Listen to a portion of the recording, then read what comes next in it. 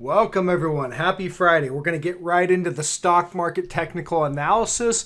We're going to cover the general indices. I'll look at some individual trade ideas, really point out the things that look interesting as we go into the weekend. Next week is a big week. We've got large cap tech earnings coming out, I believe, on Tuesday with I believe it's Microsoft and Amazon. I'll have to double check. I know there's a couple that are reporting on Tuesday. Tesla's reporting on Tuesday. So big market moving earnings reports coming out on Tuesday. So we want to, as of right now, we are actually back testing a couple trend lines. So I want to point that out. We're going to get into the SPY. Starting from the daily chart, your uptrend line's marked in green here. And we broke trend right here on June 16th. We've been back testing for a while. And recently we're putting in new highs today, all-time new highs today. Those highs, however, are continued divergent highs. So you have negative divergence, meaning you have lower momentum. Let me zoom in on the PPO and I'll show you, see how we're making lower momentum. And here's the RSI, lower momentum, and yet higher highs in price. So negative divergence remains. Again, negative divergence is not a complete reason to just short something or get out of a long, but it is an indication that there's a higher elevated chance of a trend reversal, or likely likely that the high that you're seeing right now is going to be sold into. Levels to watch on SPY. I could see us, we obviously could go a little higher next week, popping up to 444.05 or 445, somewhere right in there. But I'm not so sure. I think we might sell off next week. So I'm going to flip over to the triple Qs and show you guys what I'm looking at right now. I have it circled. The price action right now, we are back testing that broken trend line.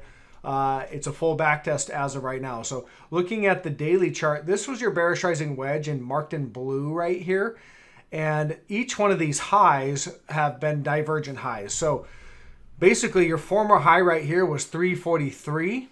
And when we broke above that, we did it on less momentum. So here's the PPO. You can see how we're downtrending. We have a confirmed negative divergence. And on the RSI, same thing. See how we're downtrending right here, and it was a lower high than before.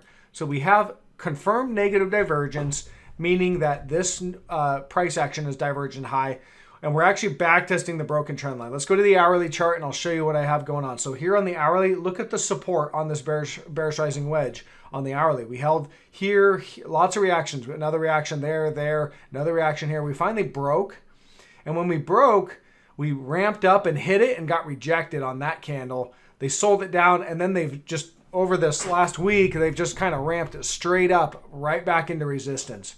So we are at major resistance with a big negative divergence on the daily chart. This is an objective area to short triple Q. So what I'm going to do, I'm probably going to take a starting short position again on triple Q. As I talked about the other day, how I exited my short at break even, and that was down here. I basically, let me go to the daily. I exited the short right here, on what was that, Wednesday or so. But since then, and I talked about I'd exit here, and then if it continues to ramp higher into that trend line, I'd reshort it up here. That's where we're at right now, so I'm going to follow through with that plan. Looking at this to reject. Now, I know big earnings are coming out next week and things are going to get volatile likely, but I think the market is set up, at least tech is set up to sell down either on some sort of Fed announcement or just the earnings themselves.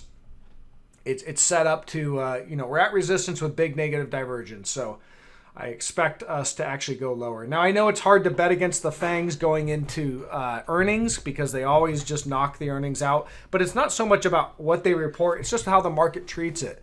A lot of the time, these things will run up into earnings, and then earnings will be, pretty much the high water mark, and they'll sell off from there. So that's what it looks like it's going to do this time. It looks like we're going to sell off, after earnings, and given the fact that we're at resistance. So I think it's objective. It makes sense to take a short here, in my opinion, or at least a starting short. I wouldn't go all in, and I'm not going to, just because those earnings. But I think a starting short that could be added into if we see weakness come out. And again, if there's strength after the earnings, when we see some sort of a rally or a pop or something like that, then we'll just stop out again. We'll just cover the trade. Again, the last short trade that I did, I took right here on July 16th, and I closed the trade. I pretty much closed the trade right there on July 21st, just with a very small amount of profit. It was basically break even, but it was 0.3%. And but that was, no loss, no harm, no foul. And looking to re-short it up here, and we'll start the short trade again from a little higher. Okay, so a lot of these large cap tech stocks, they have bullish price action. Obviously, we had the former high right here in Apple was 144.45. We broke out above that, failed, came back in, but have since this week just ramped it back up, and we're above it. So that's bullish. Price action is bullish. However, this high up here that we were putting in is still a divergent high, and so you'll see here on the PPO. Negative confirmed negative divergence, and on the RSI, negative divergence as well. Kind of an equal high, which is negative divergence because price made a new higher high. So that tells me that this breakout is likely going to fail. It doesn't have to, but it's interesting that we're getting the breakout right before earnings. So again, are institutions buying this breakout right before earnings, or are they waiting till the earnings to sell? And they're going to smash it down. So I think the probability, from what I can tell in the charts, is that we're likely going to fail this price action. I'm not going to short Apple directly. I'll probably just look at Qs with a starter short. But I definitely will be on the lookout for how this reacts after earnings. Same with Amazon. It's really the same chart. Your former highs right there at 3,557. We broke out, came back in, tested support, and held it. So bullish price action for sure. I can't deny that.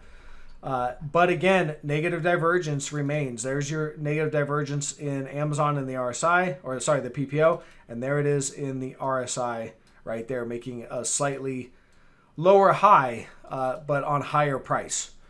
So negative, and earnings are coming out on July 29th. So again, right into earnings, we're having a breakout right before earnings with negative divergence. Not a breakout I'd want to be taking, and I'm really looking to actually fade it, or looking for that false breakout basically. So if earnings come out and we get a big sell signal, that's going to indicate that we did have that false breakout. Bullish price action for right now though, so you can't deny that. Google here. So Google has this upward price channel. The top of the price channel is really about, it's about right there, and we're breaking out today to the, top of the price channel. So again, earnings is on for Google. Looks like they're coming out on Monday. A breakout right before earnings. That's pretty suspicious, to see a breakout right before earnings, or is that institutions coming in and, trying to front run the earnings, possibly. I don't see volume down here. You'll see the volume today. I don't see volume indicating, and I'll just mark that out right there, indicating, breakout volume. Usually you want to see 1.5 times the average volume, and we're not seeing that. So it doesn't look like breakout volume to me. Looks like pretty low, relative, average volume with a breakout right before earnings. Yeah, doesn't look good to me. Not a spot I'd want to take, or a breakout that I'd want to take. Again, this one also has negative divergence on the PPO and negative divergence on the RSI. So lots of things to kind of look at on these. They look kind of suspect. Microsoft, just moving higher. Microsoft's not really breaking out, but it's just moving higher.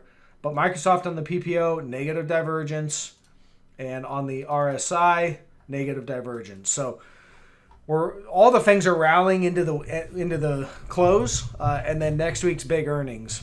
I think the setup is there for these breakouts to fail. They don't have to, but again, that's what the setup is. So here's a large, relatively large cap tech, Intel Corporation, and right now I'm looking at a weekly chart. So bigger picture. This is going back to 2009 low. So this is your bull market, this upward channel right here. This is your bull market in Intel. And as I zoom in, they just reported earnings, looks like the other day. But you can see on the weekly, we're breaking that lower trend. Now we did break it before, back here in October that we broke it, and they were able to recover that breakdown and ramp it back up. So that's obviously possible, but every time you break the trend, because this was a big bear trap pretty much. But, if we're going to break it again, you're likely not going to get 2 bear traps in a row. It is possible, of course, but looks like they're going to break this this longer term trend line here on the weekly chart. And you can see all the reactions on this that we've held support. Right here we were intra week below there, but they recovered it throughout the week. Held support through here, held support through here, held support all through here, and finally, broke it. The first break looks like that was a bear trap. We ramped it above, breaking it again. So that's bearish in general. And if you look at the weekly, there's likely negative divergence that's been building for a while. Pretty common. You can see there on the PPO how, this is bigger picture stuff. So, negative divergence doesn't tell you that, I'm going to short right now on the weekly chart. But I'm just pointing it out that these divergences have been building for quite a while. And they're continuing, but we're starting to see a break of the trend line, the bigger picture break. So, you get the weekly close below here. I would say that's a sell signal on the bigger picture for Intel. If you go to the daily, you can see there's the break. Just had earnings, just the other yesterday it looks like, yesterday basically, and there's breaking trend based on the earnings. So looks bearish, at least in the short term. And unless they can recover this trend line, then I would say we've got a sell signal here on Intel. The daily, you can see here on the daily, this was negative divergence. This was divergent highs right up here. So bigger picture stuff happening in this one. PayPal looks like a backtest and objective short right here and now, probably into the close, but on PayPal, you have on the daily chart, we have negative divergence. So let me just kind of draw that out. You can see here the former high, which I have circled, this big circle right here, and we made a new high, a new slightly higher high. It looks like we're going to pop into the close with a new higher high. That new higher high is on less momentum, clearly negative divergence. So see the RSI. Now the RSI is still pointed up, so we could go higher and burn through that negative divergence. It's not fully confirmed. The PPO has turned down, so we do have negative confirmed divergence there. Zooming into a closer time frame on the hourly chart, this was your uptrend right here. You can see we held support, reaction. We finally broke, and they've run it up for a back test. So it's objective to short right in this area. Negative divergence right into resistance. That's objective. So I'll be taking a starter short on this one as well. Earnings are coming out, though. Again, earnings on this one are coming out on the 28th. So, a lot of these are, have earnings next week. So it does, it is a little bit of a more elevated risk to take a position right before earnings.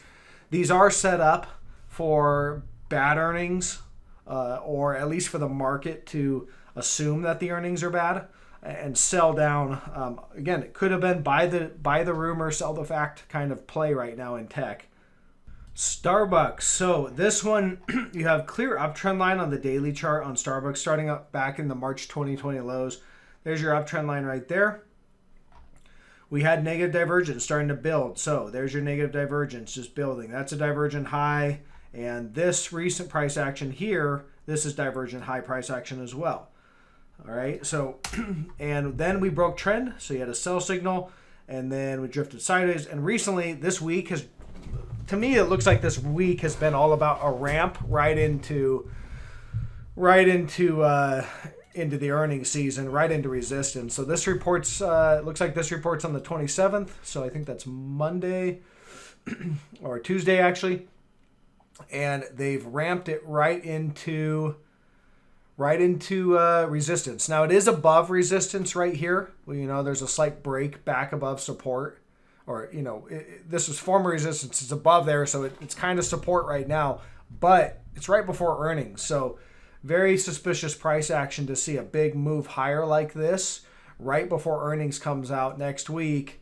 I think, with negative divergence that remains intact, I think it's very likely that this is a stop trade and we're going to fail here. And probably after earnings, we'll likely just chop around up here. Maybe Monday we'll be up here. And then on Tuesday when the earnings come out, the market will treat it negatively and they'll sell after that earnings report, and down we go. So I think it's objective right in this area to establish a short. Starter short, I think is it's prudent to manage the risk, and right before earnings, obviously there's a lot of unknowns. So I think to go too heavy on anything right before earnings doesn't make a lot of sense. But I think to take a starting short position makes sense, and maybe add to that after we, if you see the market sell it after earnings. So I like this one right here and now. A lot of people ask me to cover FCX, and guys, if you're still with me, leave me a thumbs up if you're finding value in the content, and check out my course. Also, for anybody that's interested in like credit cards and stuff, I've got referral links in the description below. If you want to throw me some points through a referral link, that's always appreciated. So I put that down there. But guys, FCX, I don't think we're done going down. All right, we have this clear uptrend line on FCX right here. We had negative divergence at the top, indicating we were going to get a trend reversal. There's your break of trend or your sell signal, really kind of a cluster, but pretty obvious right there on the 14th. And it's been down ever since. Now we did sell down pretty good, but right now I've got resistance at about 37.85, and I have support sitting at this 30.20 area, and we have not hit that support level yet. So we're kind of in the middle. I don't see any real bullish divergence. Let me take a look here real quick just to confirm. See the daily chart on this FCX? You didn't have bullish divergence there. You made a new lower low in the RSI with a lower low in price. So price is moving down with momentum. Momentum's moving lower too. We have a counter trend bounce happening over this week, but I think we're and we're past earnings, but I think we're likely going to at least at a minimum make our way down to this $30 area, come down, hit that as support, and that could be the bottom. We'll look for signs of a bottom if or when we get down there, but I don't see signs that this downtrend's over yet. So I think it's very likely that we continue lower. And again, if we break down below that level, we've got another level down here at 23.89 or so. So I think these targets are still valid. And yeah, that's what I see in that one. So I'm going to wrap it up here, guys. Leave me a thumbs up again. And if you guys are trying to get credit cards or something, use one of my referral links. It helps, gives me referral points. Just a way to throw some points at me, say thanks. I do appreciate that. Catch you guys on the next one.